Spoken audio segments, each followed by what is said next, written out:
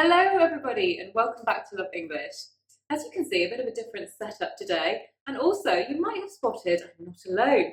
This is my fiance Andrew, everybody, and today we're going to be talking together, having a natural English conversation, but we're also going to be discussing study tips, as Andrew has quite a lot of experience in the educational setting and with international students. Andy, could you tell us a little bit about you? Hi everyone, and thanks Sabra for having me on. I think it's been 4 years and Yeah. This is my first time properly on the channel. But yeah, so I'm the college director and principal at the University of Leicester Global Study Centre. So I see and have for the last many years seen hundreds of students coming in and out of colleges and schools in the UK. So yeah, it's just lovely to be a part of it. Great. So today, guys, we're just going to be having a nice, natural, laid-back English conversation, but we're going to be chatting about study tips and particularly looking at what are great tips for if you're going to study in a Western university, so going to study English or study a pre-sessional course abroad.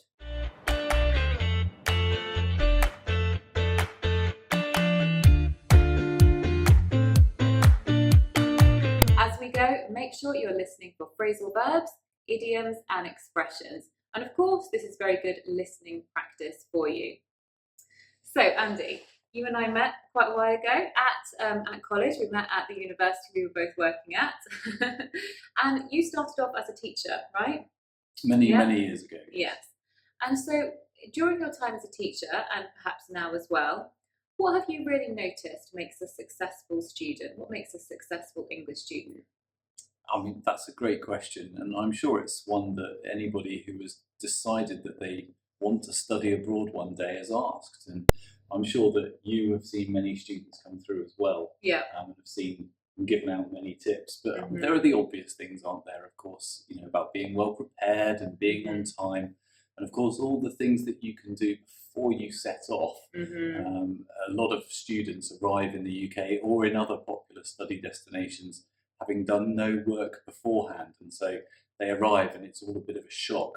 But I think probably some of the biggest things are, well, just easy, following what the teacher says, and you know, do the obvious things. You know, do a lot of reading outside of the classroom, watch the TV, listen to the radio. I mean, it's all the same stuff you've heard before, but it's all good advice. Yeah, sure.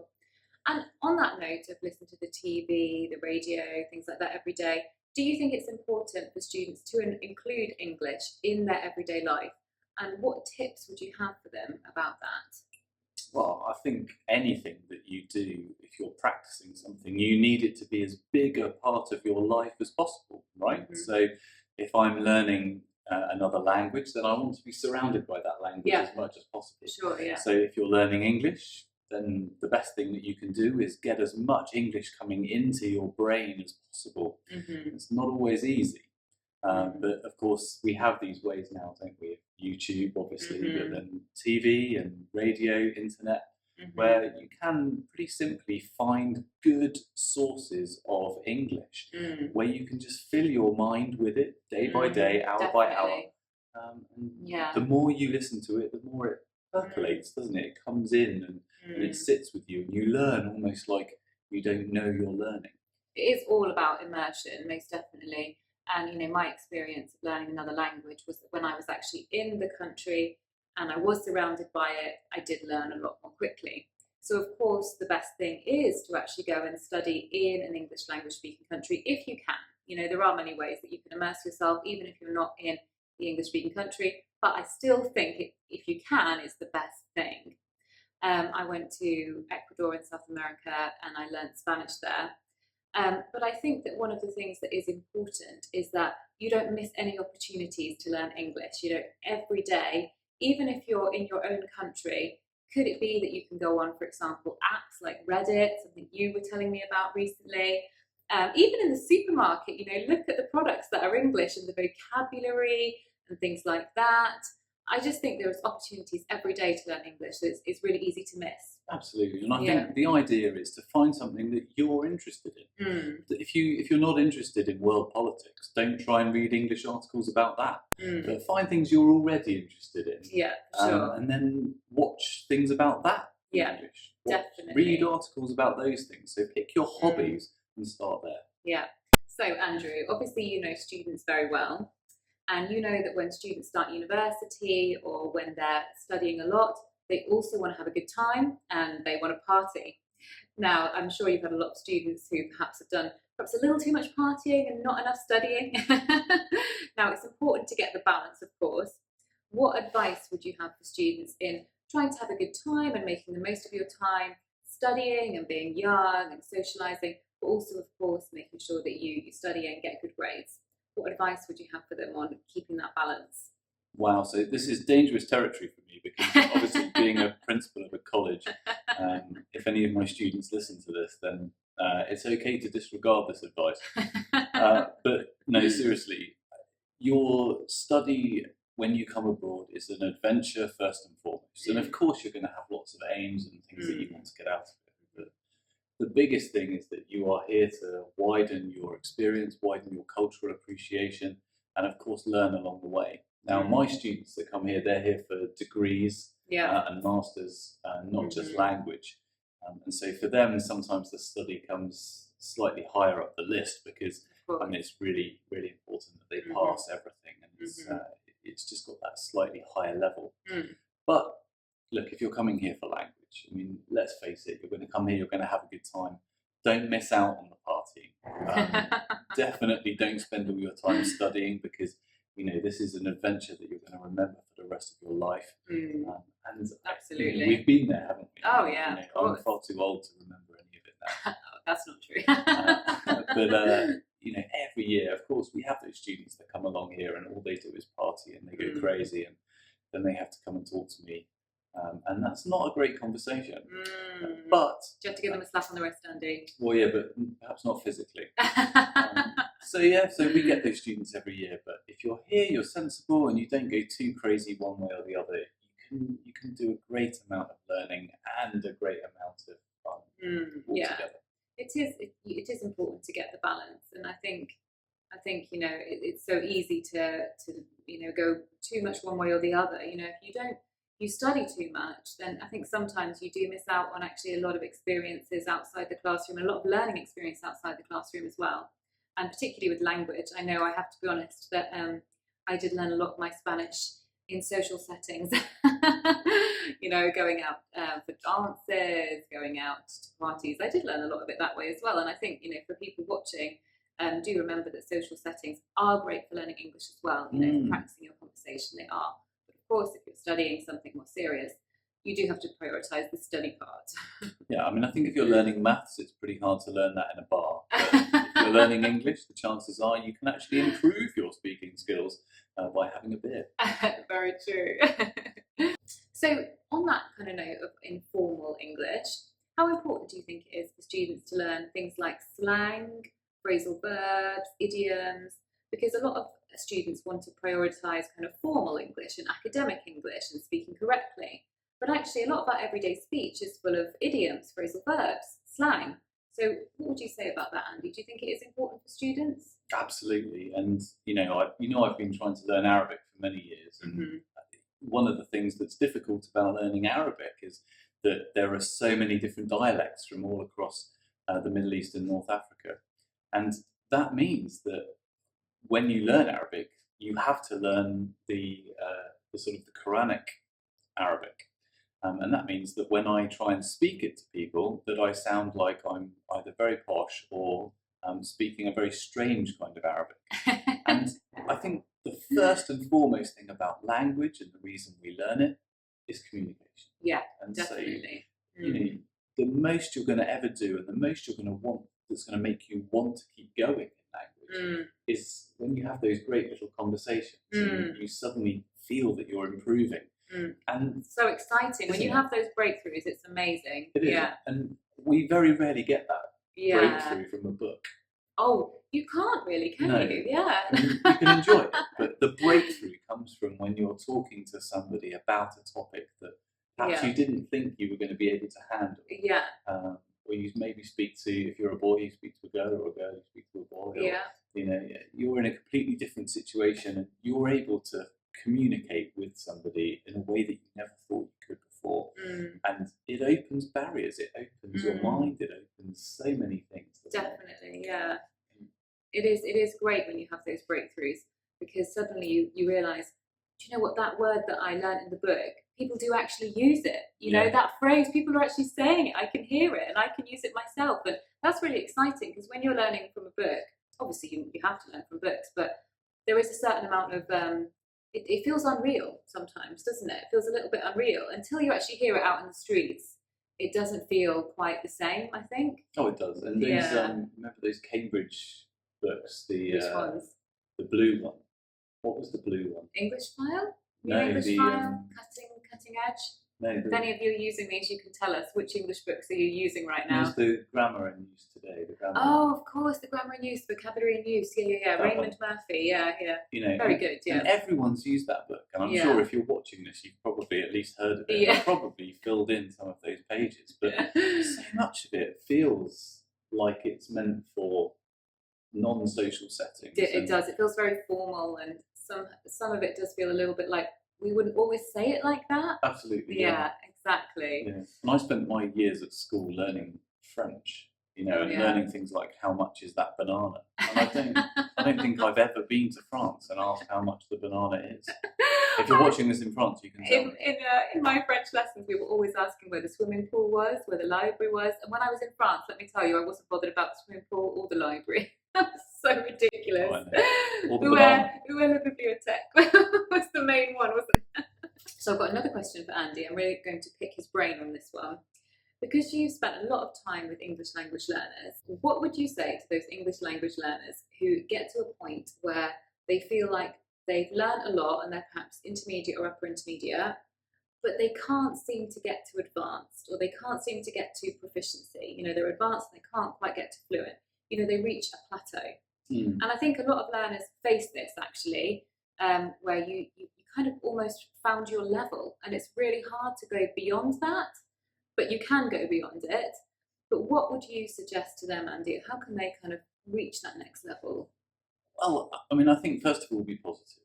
Yeah. Because you can do it, and it's been proved by a lot of people that you can do it. If you put hard work in, something comes out the other end, and it's success. Nothing that's really worth having has ever come easy. And getting beyond that stage in English is difficult. English is, I would say, the easiest language to learn, but probably one of the hardest languages to perfect. Yeah, I would agree with that. And that means that you're going to have to spend quite a lot of time watching or listening to or spending time with people who are speaking at an advanced level. Yeah, if you are still hanging about with other international students who are at your level, they're not going to push you. If you're still watching cartoons on TV or simple films, again, the language isn't going to push you. This is why we said earlier about perhaps finding some things, maybe academic things that you're more interested in, and saying, right, I'm going to read something in English about that and start picking up vocabulary that is more deep, more dense, and you know, really starting to surround yourself with the type of English that you want to speak. Those are great tips, actually, and I think, hold on, Andy, you know your stuff. Wasn't sure at first, but yeah, I think actually newspapers are a really good way, because newspaper vocabulary is very complicated, and some of the newspapers like the Times, the Telegraph, you can get a lot of these online as well. You can have a subscription. But, you know, when I read some of the Times articles, there's sometimes a word in there that even I don't know. Oh, yeah. So it can even push me to, you know, learn new vocabulary, to increase my knowledge. Yeah. And I think that's a really good way, actually, for English language learners, what you were saying about finding things that they want to read, the vocabulary they want to know to take them to the next level. Definitely spending time with students who are above them, who could kind of pull them up a little bit. Yes, definitely. I'm gonna let you into a little secret. But Sabra and I are actually quite geeky, and so we spend our time doing the crossword together. Of an evening. They might not know what a crossword is. So it's a type of puzzle, a word puzzle.